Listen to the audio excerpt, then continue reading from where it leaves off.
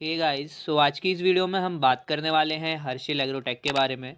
Last अगर हम Harsil agrotech की परफॉर्मेंस को लेकर बात करें तो स्टॉक काफ़ी अच्छा परफॉर्म करते हुए हमें देखने को मिला था। अगर अभी के समय में हम लास्ट 7 से 8 दिन की परफॉर्मेंस को नज़रअंदाज करें तो उससे पहले हमें देखने को मिलेगा कि हर्षिल एग्रोटेक के अंदर एक मैसिव बूम आता हुआ नज़र आया, जिसमें लास्ट 6 मंथ के डेटा के ऊपर बात करेंगे तो स्टॉक में लगभग 708% तक के रिटर्न हमें बनते हुए नजर आए। वहीं अगर 1 साल के पैटर्न के ऊपर बात करेंगे तो 4,000 से ज़्यादा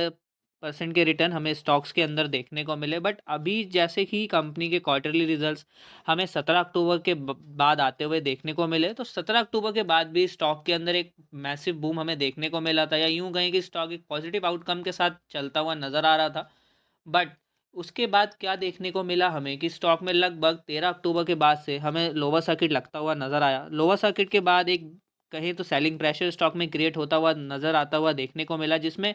लास्ट परफॉर्मेंस को लेकर बात करें तो देखने को मिलेगा कि स्टॉक ऑलमोस्ट हमें एक हफ्ते के पैटर्न में 7.62% की करेक्शन के साथ देखने को मिला है। बट क्वार्टरली रिजल्ट्स अच्छे भी देखने को मिले, जिसके चलते काफ़ी रिटेल पार्टिसिपेशन स्टॉक को प्राइस को देखकर अट्रैक्ट होते हुए नजर आए। तो देखिए अभी के समय में हर्षिल एग्रोटेक में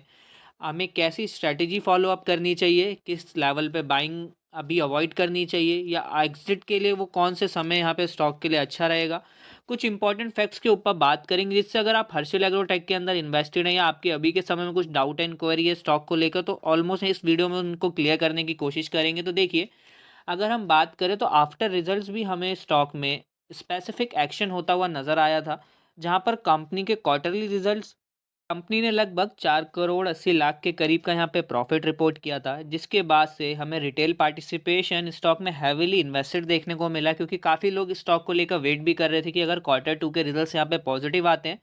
तो यहाँ पे वो जो रहेगा आगे अपनी बाइंग को बनाएंगे। बट यहीं से स्टॉक के अंदर एक ऑपरेटर गेम हमें स्टार्ट होता हुआ नजर आया, जहाँ पे 17 अक्टूबर को कंपनी के क्वार्टरली रिजल्ट्स आए, और 17 अक्टूबर से लगभग अगर हम बात करें तो स्टॉक में हमें यहाँ पे 12 नवंबर तक एक अच्छा वॉल्यूम देखने को मिल रहा था, जिसमें अगर बात करें तो लगभग 20 से 50 लाख तक की वॉल्यूम्स हमें शेयर्स में देखने को मिले थे। और अभी के समय में अगर आपने इनके ऑर्डर बुक्स या ऑर्डर मेमो के ऊपर फोकस किया होगा, जब मार्केट में यहाँ पे ऑर्डर्स लगते हुए देखने को मिले, तो अगर सेलिंग हमें जो रहेगा 4 डिजिट या 5 डिजिट्स के नंबर्स में देखने को मिलती थी, तो बाइंग लगभग यहाँ पे हमें 6 डिजिट्स के नंबर्स में देखने को मिल रही थी, जिसकी वजह से रिटेल पार्टिसिपेशंस काफ़ी अट्रैक्ट हुए स्टॉक्स को लेकर। बट जब स्टॉक में लोअर सर्किट लगने लगा, क्योंकि लोअर सर्किट के पीछे का जो रीज़न था वो ऑपरेटर गेम था, क्योंकि ऑपरेटर ऑलरेडी स्टॉक्स में काफ़ी पंप अप कर चुके थे, और पंप अप करने की वजह से रिटेल पार्टिसिपेशन जब यहाँ से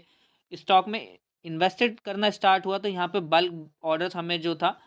वो लगने देखने को मिले ऑपरेटर्स की तरफ से, जिससे स्टॉक में एक सेलिंग प्रेशर क्रिएट हुआ। बट बात करें कि अगर आपने अभी के समय में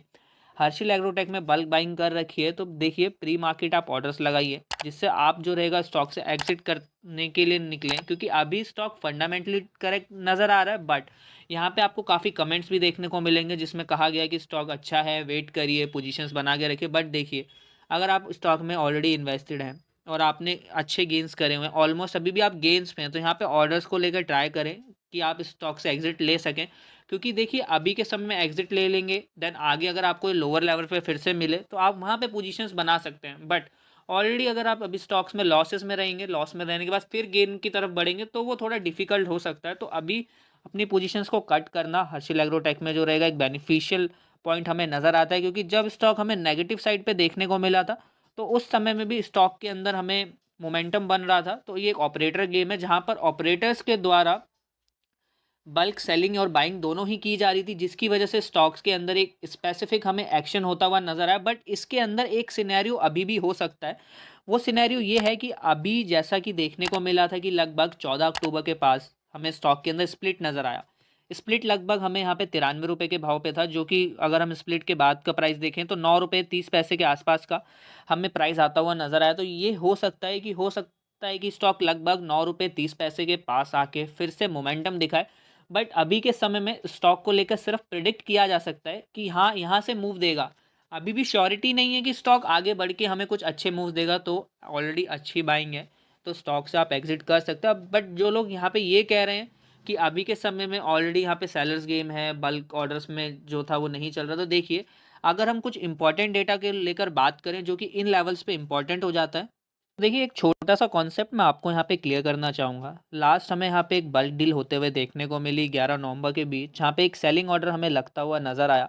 बट एक चीज़ यहाँ पे फोकस करने वाली ये है कि मार्केट में जब स्टॉक में तेज़ी थी, तो क्या होता था कि जो बड़े ऑपरेटर्स थे उनके द्वारा कुछ सेल्स यहाँ पे बाई किए जाते थे और उसकी दुगनी क्वांटिटी या यूँ कहें उससे थोड़ी सी अधिक क्वांटिटी में स्टॉक में सेलिंग रहती थी। जब बड़े प्लेयर्स यहाँ पे बाय एंड सेल करते तो स्टॉक में जो था वो वॉल्यूम्स बनते थे और वॉल्यूम्स की वजह से हमें स्टॉक का प्राइस बढ़ता हुआ नज़र आ रहा था। और ये नहीं कि स्टॉक में इसी मंथ हमें यहाँ पे सेलिंग होते हुए नज़र आई है, सेलिंग प्रीवियस मंथ भी थी। हमेशा से स्टॉक को लेकर मैं लगभग काफ़ी समय लंबे समय से स्टॉक को ट्रैक कर रहा हूँ, जहाँ पे अगर मैं लास्ट 3 मंथ के इसके डेटा को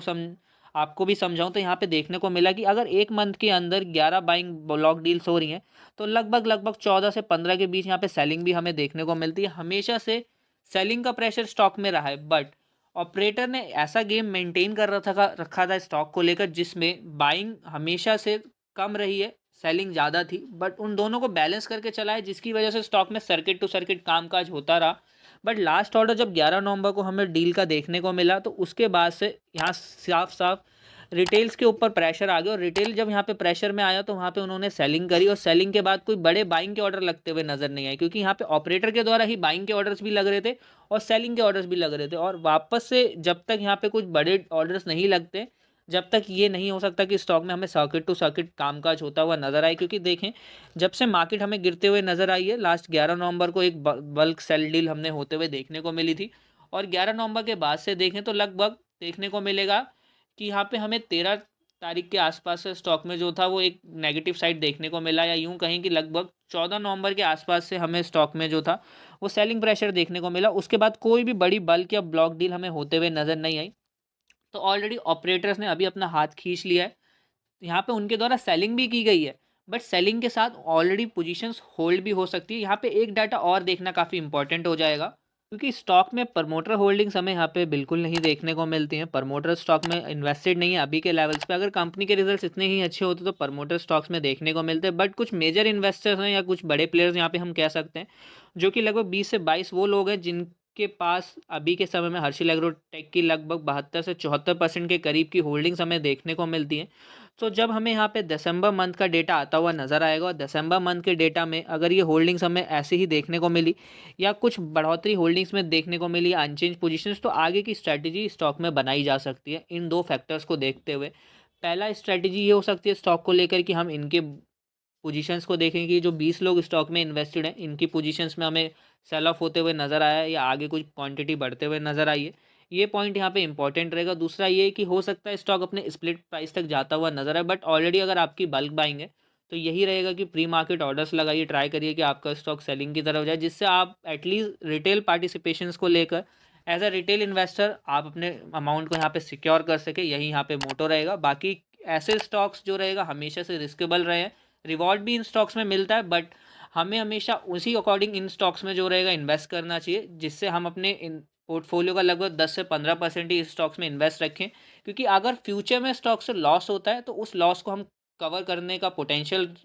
रख पाएँ, एटलीस्ट उससे हमें ज़्यादा इम्पैक्ट ना पड़े हमारे गेंस पे, हमारे पोर्टफोलियो या हमारी ऑलरेडी पूरी वेल्थ पर। तो ये कुछ फैक्टर्स हैं जिन्हें आप ध्यान में रख के आगे काम करेंगे मार्केट में, तो फॉर श्योर कुछ अच्छे रिटर्न्स बना पाएंगे। बाकी हमारी साइड से स्टॉक में कोई भी बाइंग एंड सेलिंग रिकमेंडेशंस नहीं है। आप किसी भी इन्वेस्टमेंट से पहले एक बार अपने फाइनेंशियल एडवाइजर से ज़रूर कंसल्ट करिए, कंपनी को खुद भी फंडामेंटली फाइनेंशियली एनालाइज करिए, उसके बाद ही कंपनी में इन्वेस्ट करिए। Thank you for the watching guys.